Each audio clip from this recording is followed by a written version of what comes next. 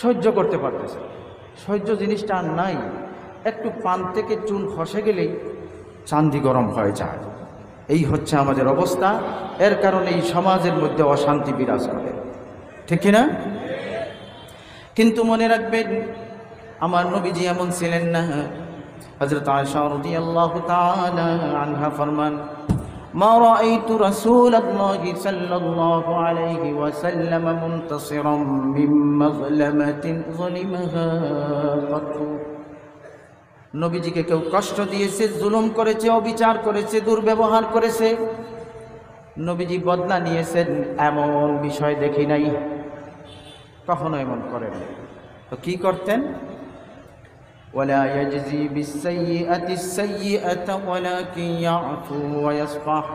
অন্য রিওয়ায়াতে আয়েশা রাদিয়াল্লাহু তাআলা আনহা বলতেছেন قالت لم يكن رسول الله صلى الله عليه وسلم فاحشا متفحشا ولا صخابا في الأسواق ولا يجزي بالسيئة السيئة ولكن يعفو ويصفح।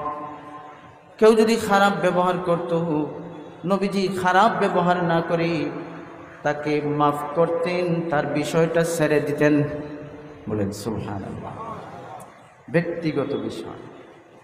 তবে হ্যাঁ, এখানে আরেকটা, মা লাম ইউনতাহাক মিন মাহারিমিল্লাহি তাআলা শাই فإذا انتهك من محارم الله تعالى شيء كان من أشدهم في ذلك غضبا। তবে ধর্মীয় ব্যাপার, ইসলামের ব্যাপারে মনে রাখবেন, এইখানে নবী কোনো কনসিডার করতেন না। আল্লাহ রব্বুল আলামিনের কোনো নাফরমানি কেউ করবে আর নবী নীরব থাকবেন, সার দিবেন, এমন ঘটনা ঘটতো না। শরীয়তের ব্যাপারে কেউ উল্টাপাল্টা করলে আমার নবী এমন রাগ করতেন, এমন রাগও কাউকে করতে আয়েশা রাদিয়াল্লাহু তাআলা আনহা দেখেন নাই। বলেন সুবহানাল্লাহ। মাপকাঠি বুঝতে হবে, কোথায় রাগ করতে হয়, কোথায় সার দিতে হয়। একটার সাথে আরেকটা গুলিয়ে ফেললে সমস্যা তৈরি। নবীজি সার দিতেন কোন জায়গায়, ক্ষমা করতেন কোন জায়গায়।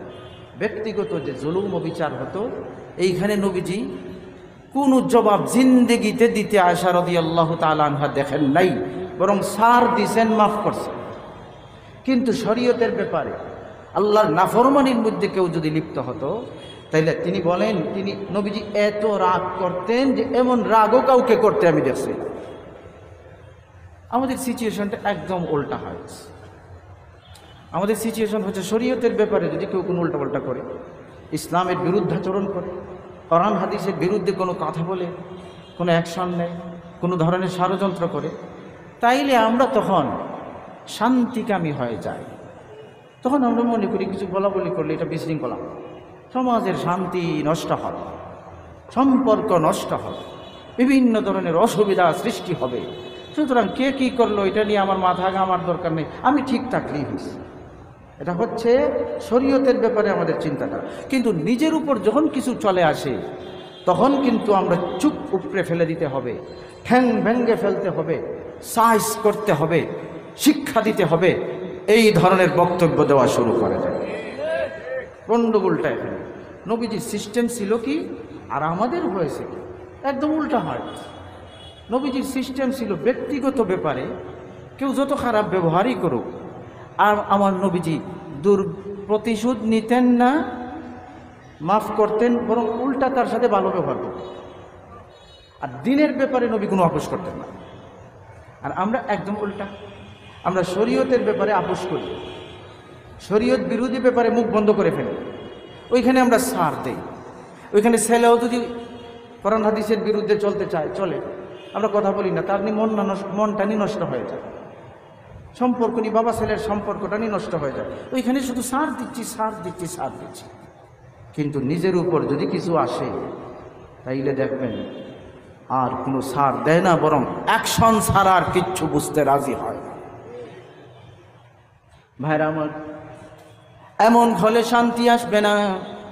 নবীজি এই বিষয়টা যদি আমরা বুঝতে পারতাম, ব্যক্তিগত ব্যাপারে, নিজস্ব ব্যাপারে স্বার্থে আঘাত লাগলে আমার নবীজি যত দুর্ব্যবহারই করুক, নবীজি দুর্ব্যবহার করতেন না, ভালো ব্যবহার করতেন।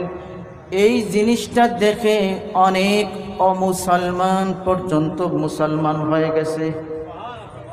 এই জিনিসটা দেখে, এই চারিত্রিক এই সৌন্দর্যটা দেখে খারাপ ব্যবহার করলেও খারাপ ব্যবহার করেন না, বরং ভালো ব্যবহার করে। এটার জন্যে অনেক অমুসলমান মুসলমান। ইমাম বাইহাকী রাহমাতুল্লাহ আলাইহি দালাইলুন নবুওয়াতের মধ্যে একটা ঘটনা উল্লেখ করেছেন, একটা হাদিস আনছেন আন আলী রাদিয়াল্লাহু তাআলা আনহু আন্না ইয়াহুদিয়ান কানা ইউকালু লাহু ফুলানুন হাবরুন।